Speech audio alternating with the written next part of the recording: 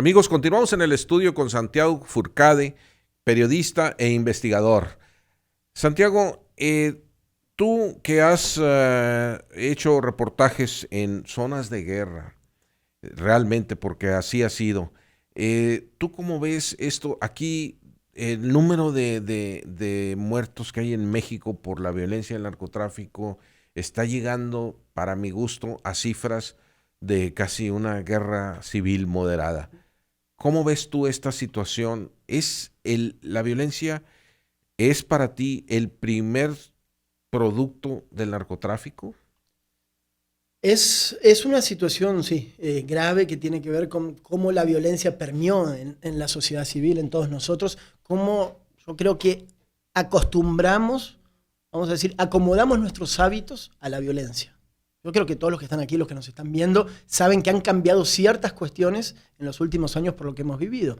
Eso es muy palpable. Ahora, ¿cómo los cárteles han ingresado en la ciudad?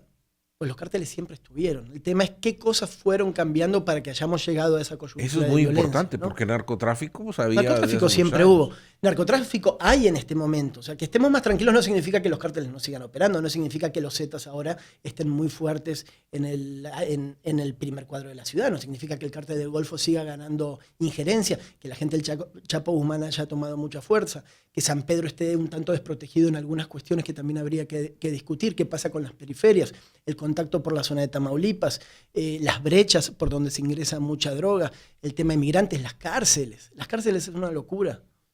He tenido la posibilidad de ingresar casi una decena de veces en los últimos años a las cárceles de Nuevo León y están fuera de control. Y cuando decimos fuera de control, yo escribo en una columna, están fuera de control, enseguida te escribe alguien y te dice, no, eso no puede ser. No, aquí la séptima zona y el otro controla. No es claro que no. Adentro de las cárceles controlan los cárteles y lo saben las A autoridades. mí me ¿sí? dio risa, creo que una de las últimas riñas que pasaron ahí con saldo trágico en uno de los penales aquí en Nuevo León, la explicación oficial fue, es que hubo estos muertos porque se estaban peleando unos grupos delictivos, se estaban peleando el control del penal. Entonces dices tú, esto es la explicación oficial, que ellos no tienen el control, que se la disputan los que están ahí adentro. Cada ¿verdad? penal, tenemos 3 penales en el estado, cada penal es controlado por un grupo. Y ese grupo controla. Ese penal y significa que el otro grupo del crimen organizado es minoritario y hay situaciones. Ahora, que las autoridades, como tú dices, achaquen a una rencilla entre ellos, que hay un muerto, significa que tú no lo puedes controlar. Claro, eso es ¿sí? exactamente. Y cuando tú ingresas y ves ciertas facilidades que tienen esos grupos, pues te define que pues tú no controlas penales sobrepoblados. Esa es otra discusión, pero también molesta un poco que lo politicen en que hay sobrepoblación. Tenemos 6.000 personas de más. ¿No? ¿Y el penal de Mina? ¿No? Y la mentira esa. Entonces, en esa cuestión sí habría que ser mucho más puntilloso y a mí me gustaría que el nuevo gobierno también tome más cartas en el asunto en ese sentido, ¿no? No nada más que nos digan otras cosas muy bonitas.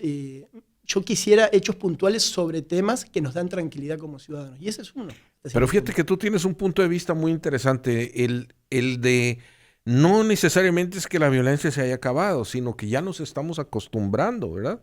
Ya no nos detiene, antes nos detenía, veíamos que amanecían 3 cuerpos y ya no salíamos en la noche, ahora amanecen 5 cuerpos en algunos puntos de la ciudad y de todas maneras salimos, ¿verdad? Y salimos y tenemos nuestros grupos de chat y en Twitter, cuidado por aquí, cuidado por acá, es como la antialcohólica, ¿no? Nada más te avisan, bueno, vamos por el otro lado, no voy a dejar de tomar, nada más me voy por el otro lado porque ya sé cómo informarme, mis amigos, tengo el contacto y así. Entonces, también en estas semanas, teniendo la posibilidad de hablar con gente muy conectada con fuerzas de seguridad y externas, me dicen, la situación está complicada en Nuevo León. Y esta es una lectura más de fondo para más adelante, que ojalá tú la puedas charlar también con otros panelistas. Es decir, ¿qué hace el Estado en relación con las fuerzas castrenses y con las Fuerzas Armadas para solucionar un problema que se va a venir cada vez más grave? Es decir, los cárteles siguen controlando gran parte de la ciudad y van hacia arriba. Donde había puestos de la Sedena, ¿te acuerdas? Antes salíamos por diferentes partes de la ciudad y estaba la Sedena, ¿no? Ya no está más la Sedena, ¿ahora qué está? Todo lo pintaron de Fuerza Civil. Fuerza Civil no llegó, más allá que premiada y el himno y todo esto muy bonito, o sea, sí ha dejado muchos baches. Ujú. que tienen que ser tomados por los castrenses. ¿Por qué el nuevo gobierno, y es algo que yo también se lo pedía en una última columna y lo analizaba, es por qué no vuelven a hacer esa relación que quedó rota con el gobierno de Medina? O sea, hay una deuda de dinero entre la parte militar, vamos a decir, y el gobierno del Estado, por lo cual nos dejaron hasta cierto punto de proteger. Ujú. ¿Sí? Que necesitamos volver a tener esa buena relación entre el gobierno estatal y las Fuerzas Armadas y el Ejército, porque la situación se va a poner mal. ¿Sí? No es una cuestión de alarmar, es ser pragmáticos sobre lo que puede llegar a pasar. Ahora, ¿tú qué has visto en el cono sur de este continente?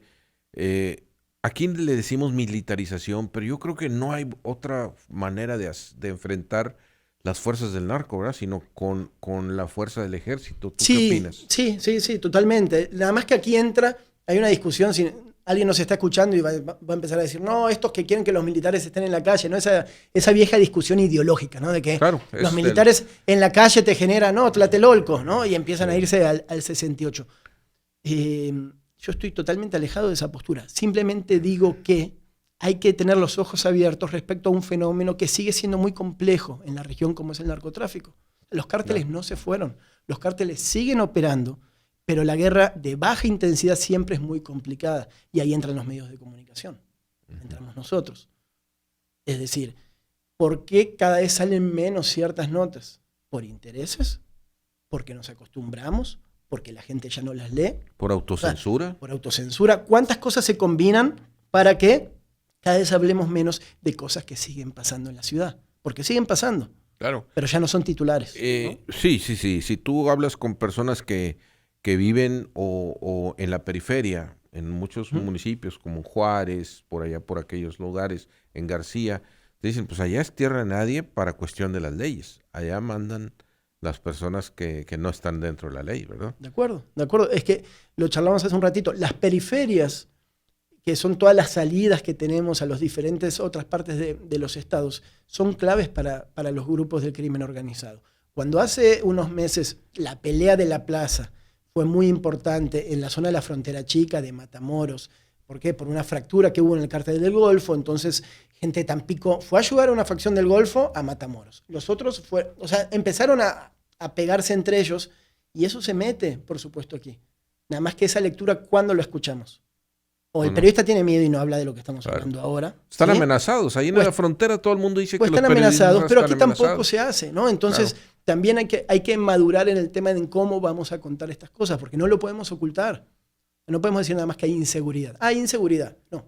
¿Cómo analizamos la inseguridad y qué significa que hay inseguridad? Yo definitivamente creo que la fuerza militar debe ser una opción y sobre todo en el sentido de que realmente no hay otra manera. Yo de repente vemos las notas de que, oye, de repente allá decomisan un armamento que agarraron en alguna casa de seguridad o en algún rancho o lo que sea, y ves tú la lista de armamento, ves las fotos, hoy son armamentos de guerra que yo no sé cómo una policía más o menos, incluso las modernas, pueden hacerle frente, porque ves unos lanzagranadas y unos bazucas que dices, estos cuates están pero pertrechados a alto nivel, no a nivel de unas pistolitas. Sí, te repito, es un fenómeno muy complejo. ¿Por qué?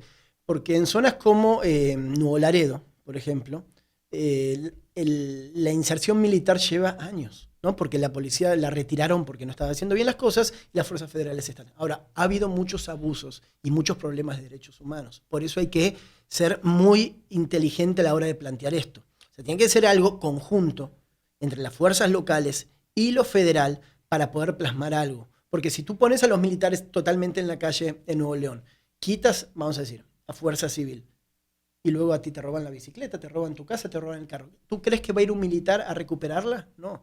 Entonces se empiezan a dar todos otros factores de delitos de fuero común y todo se va de control, como ha pasado en esta zona fronteriza de Tamaulipas, donde sí se han documentado muchas cosas. Entonces hay que pensar cómo hacer una estrategia, y por eso digo, una cosa no quita la otra. Volver a tener más injerencia militar aquí en una estrategia conjunta con las fuerzas estatales, ¿sí? Bien diseñada por el nuevo gobernador. Para mí eso sería lo ideal. No que esté totalmente uno y el otro desaparezca cuando sabemos que lo necesitan porque tiene una formación profesional, militar, para anular a este tipo de personas, ¿no? Que también hay que ser muy sinceros en eso. Claro. Ahora, ¿cómo ves tú estas reacciones o este primer arranque, el arranque del nuevo gobierno en esa área de seguridad? No se ha visto nada contundente, ¿verdad? No ha habido una situación de vamos a recuperar los penales o algo así, ¿verdad que no? No, a mí me preocupa eso. Ojalá algún día pueda sentarme 2 minutos con el gobernador a charlar de esto, ¿no? Es decir, seguimos en campaña. Hay cosas que, como dicen aquí, ¿no? Esto no son enchiladas. A ver, Sí. seguridad, hay que tomar el toro por los cuernos, ¿no? En este sentido. No podemos estar viendo para dónde, en qué sentido. Por eso digo, hay que sentarse a hacer un plan a corto, a mediano y a largo plazo sobre cómo asegurar ciertas zonas, sobre todo del estado de Nuevo León, porque toda la parte citrícola sigue complicada. Muy ¿Sí? complicado. Toda la zona de Anáhuac, para el otro lado, donde están todos los corredores de la gente que le gusta ir a cazar y todo, que ahora están plagados de animales porque no se ha ido en mucho tiempo. Claro. Hay que volver a incentivar. O sea, hay muchos elementos de turismo y de mejoras para el Estado que tienen que ver con la seguridad. Entonces, yo siento que hasta el momento el Estado, como en otros elementos que pueden ser más... Si quieres tardar en decir ciertas cuestiones, si metes o no a la cárcel, eso es otra cosa.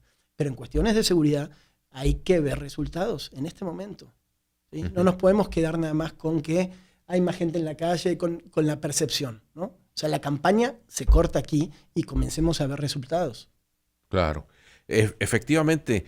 Y en esta área de seguridad no ha habido ni siquiera pronunciamientos, deja tus planes, no ha habido, oye, vamos a hacerle para allá o vamos a empezar a hacer un plan que nos lleve a un lado, ¿verdad que no? No ha habido. Vamos a ver cómo avanza la relación con la séptima zona y con la policía, con la fuerza civil.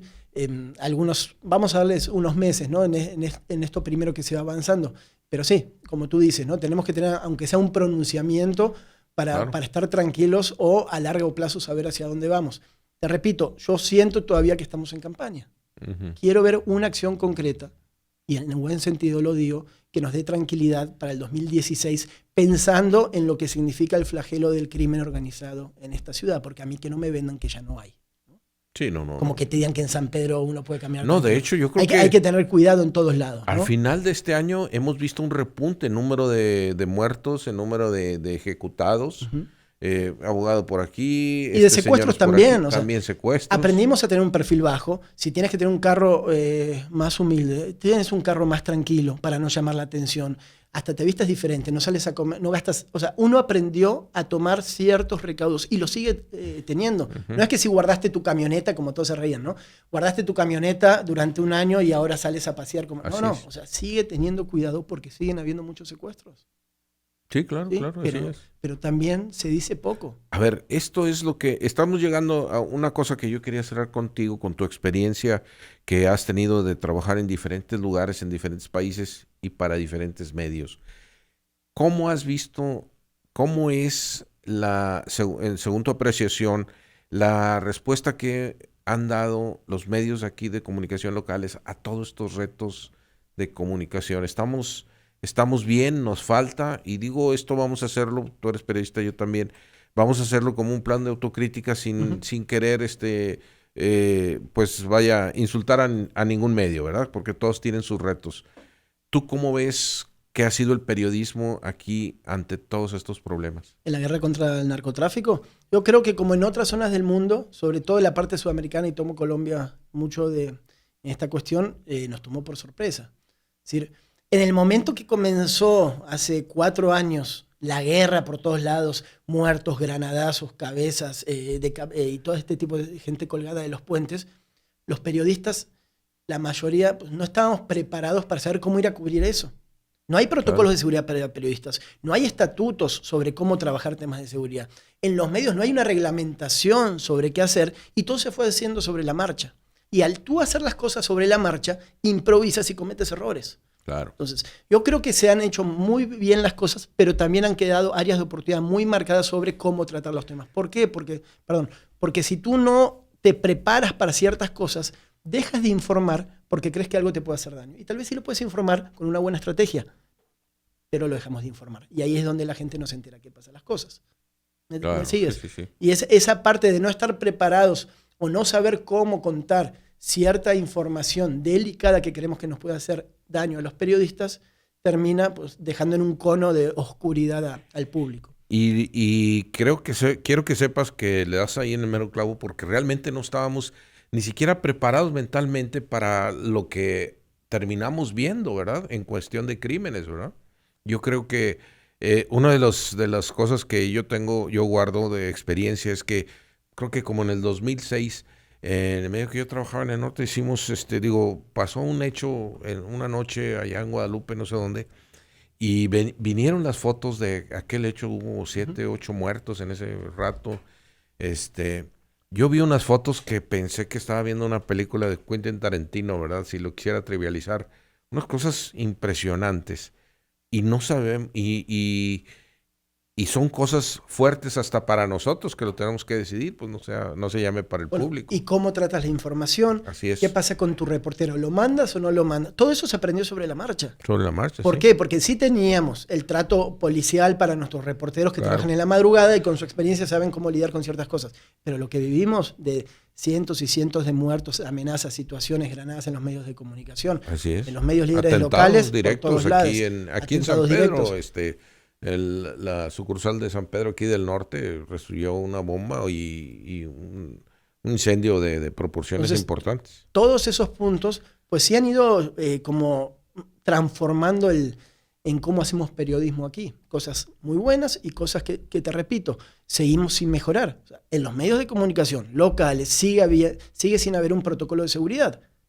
Sigue sin que un reportero cuando sale a una zona difícil le deje a su jefe: si me pasa algo, le marcas a esta persona. Si me pasa algo, haces esto. O sea, si a mí me secuestran, salgo de acá y me secuestran. ¿Mi jefe qué sabe? ¿Qué tiene que hacer? ¿Sabe si yo quiero que se publique la nota? ¿O sabe si quiere que hable con mi esposa? ¿O si le dejé una lista de 4 contactos muy importantes para que me puedan solucionar ¿no? Todos esos elementos tienen que ver con protocolos de seguridad básicos. ¿Cómo salimos de aquí? ¿Cómo caminamos? ¿Qué hacemos? ¿Cómo hablamos? ¿Cómo nos vestimos?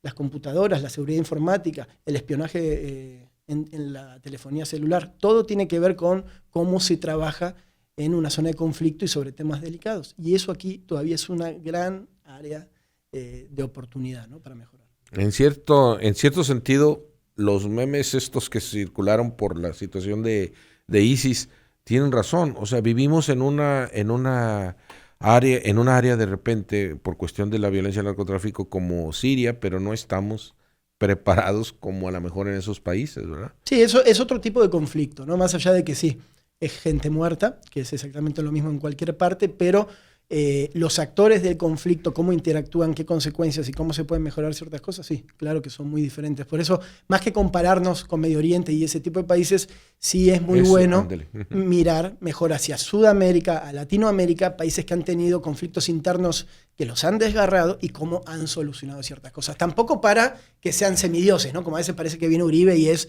el expresidente colombiano y tiene la solución para todo. Sí, todo. Y se agarró a este gobierno, lo primero que hizo antes de la transición: vamos para Colombia y vamos a visitar porque allá hicieron no sé qué cosas, que yo no sé todavía qué hicieron, pero bueno. Sí. No, sí se han hecho muy buenas cosas, pero bueno, tampoco es para creer que ellos nos van a solucionar todo. México es México con sus problemas, aquí en Nuevo León, con nuestras autodefensas aquí, que son diferentes a las autodefensas de Colombia, con el narcotráfico de allí, que es muy diferente. O sea, todo es diferente, ¿no? Pero bueno, hay que acomodarlo y no comprar recetas como si fuesen perfectas, como el frasquito para adelgazar, ¿no? No todo sirve en ese sentido. Pues muy bien. Santiago, te agradezco tu visita aquí a Calzada Política y que nos hayas traído tu experiencia, sobre todo tus puntos de vista internacionales. Vamos a continuar aquí en Calzada Política.